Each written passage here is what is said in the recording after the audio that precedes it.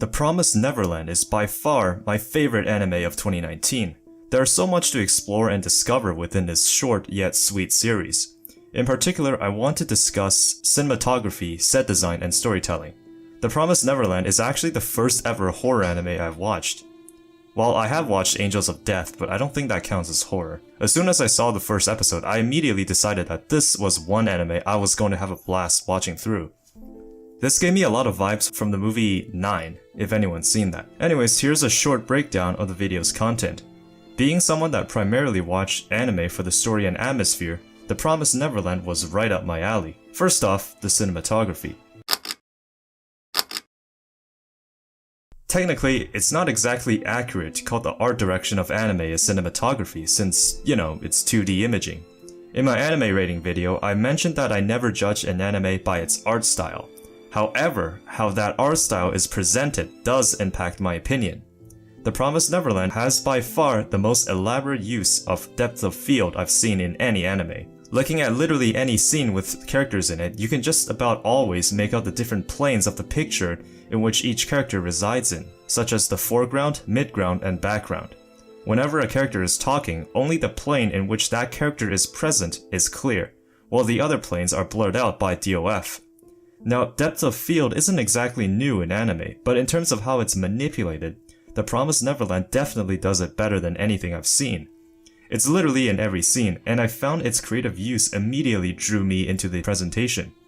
Depth of field is not often something used so flexibly in anime, but a lot of non-anime films do this, especially in horror films. The reason to repeatedly use this camera technique is that it's able to make the shot look ambiguous. After all, you don't know what can be lurking in the blurry background.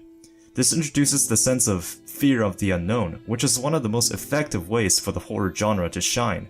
Humans are afraid of what they don't know. On the other hand, the color palettes of The Promised Neverland is also ambiguous in its use. It's never established what mood they're going for. The innocent environment of the orphanage shows itself as colorful and vibrant, but as evening and night approaches, suddenly the colors become more sinister. It's as if the moment anyone steps outside the fence, the whole world is out to get them. The interior of the orphanage is almost always in dim and moody lighting, as if resembling a prison or dungeon of sorts. There's a reoccurring camera movement where the camera pans side to side to mimic the movement of the pendulum on the grandfather clock.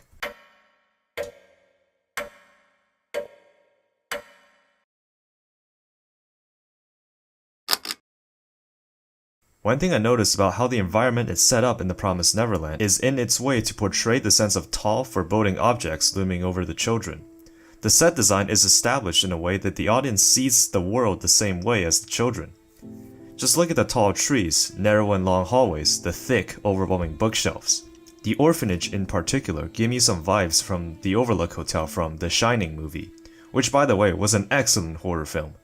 There's just something claustrophobic about having small powerless children trapped in a spatially obscure location. The audience is too trapped with them, which only adds to the horror elements.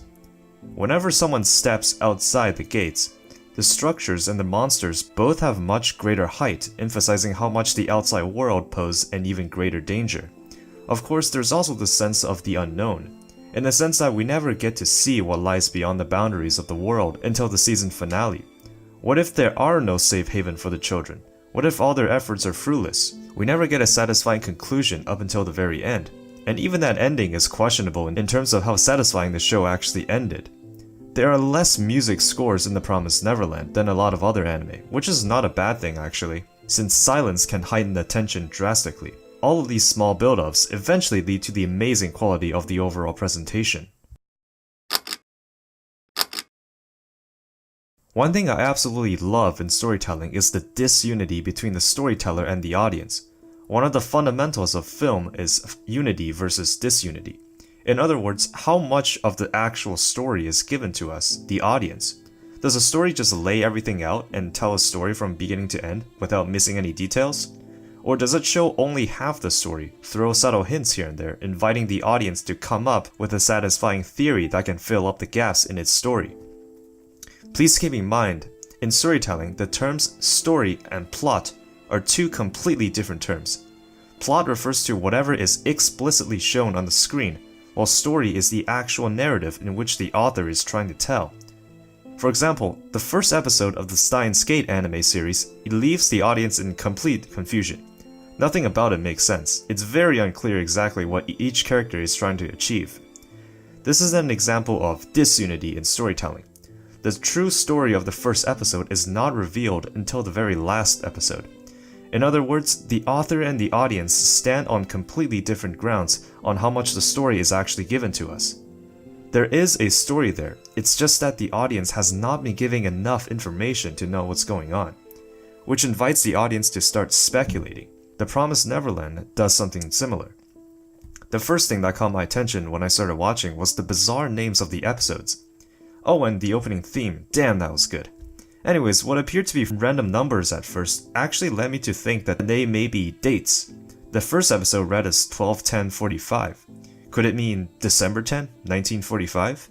Well, a brief shot of the calendar shows that it is October 12th of 2045. What does this imply? Because we can go even further.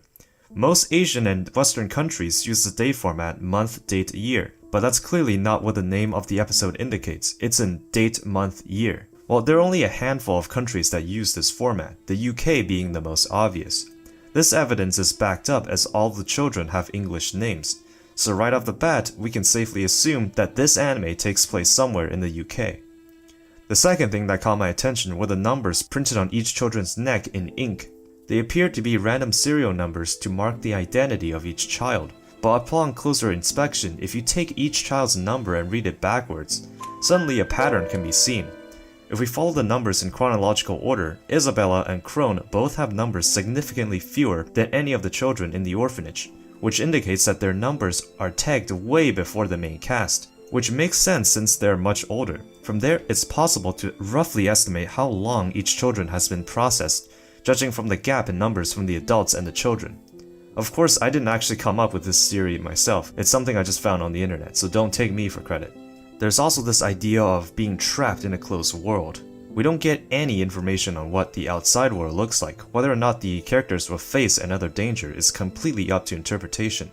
Mother Isabella is also a major mystery. It's never certain whether or not she's scheming and always have some way to get back at the children.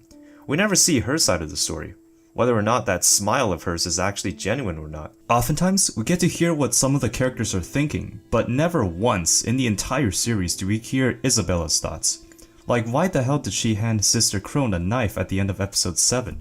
It's like she knew that Krone was going to follow through with her plan, and somehow found out about it, and came up with an elaborate lie to fool her into Krone's own trap. We see Krone use the exact same knife to defend herself in episode 8.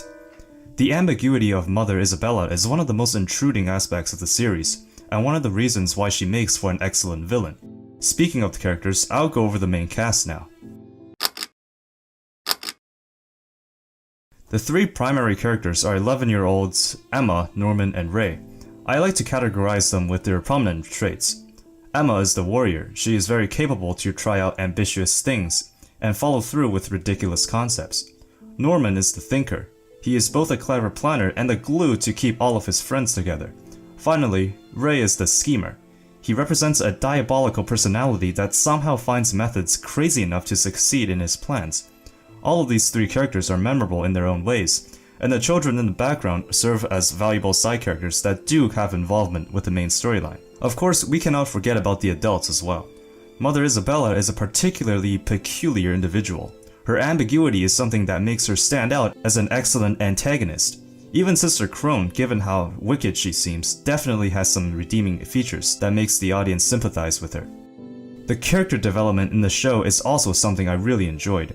Everyone acts passively against Isabella in the beginning, but as the show goes on, the children starts to strategize, trick, and deceive the very adults that have encaged them in this closed world. The themes of The Promised Neverland deals with isolation, friendship, and the courage to stand up. What I experienced in this 12-episode series was not just a horror thriller, but a grand battle between ambitions, a battle between wits, a battle between souls. Simply amazing. While The Promised Neverland is extraordinary as it is, it still does not meet my standards to go past my excellent rating. Don't get me wrong, I still stand by my words that it's the best anime I've seen in 2019, and there are extremely clever setups to showcase its presentation in a unique way. I'm generally a person that watches anime for the story, and this one was no joke. The Promised Neverland tells a tale of the uncertainties of life, the ability to go beyond one's comfort zones, the bravery to rise up when all is lost, the motivations to free those you love, the lessons to keep trying even if the goal seems like an endless uphill battle. With enough dedication, you too will taste the bitter sweetness of victory.